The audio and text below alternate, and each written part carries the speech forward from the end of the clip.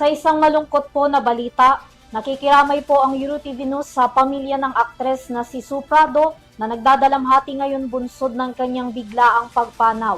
44 na taong gulang ang aktres habang hindi na idinetalye ng kanyang pamilya ang rason ng kanyang pagpanaw. Si Sam Martos para sa detalye.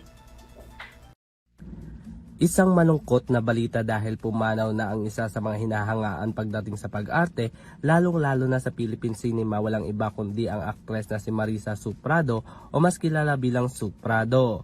Ang pagkamatay ng aktres ay kinumpirma mismo ng kanyang pamilya sa pamamagitan ng isang post. Ayon sa post ni May Sherin Prado, ikinalulungkot nila ang pagkawala ni Sue kung saan di umano buong buhay daw ng aktres. Nagbigay ito ng liwanag sa mga taong nakakasama o nakakasalamuha niya.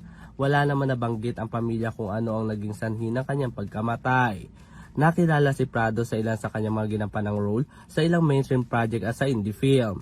Matatanda ang kabilang ang aktres sa mga pelikulang Madrasa, Telma at kabilang din siya sa 2026 Sinag Maynila film na Desperada. Samantala sa social media post din na League of Filipino Actors, binigyan din nila ng tribute ang pagkawala ni Prado sa industriya. Sa ngayon wala pa inilalabas na detalye ang pamilya ng aktres kung saan nilalagak ang kanyang labi.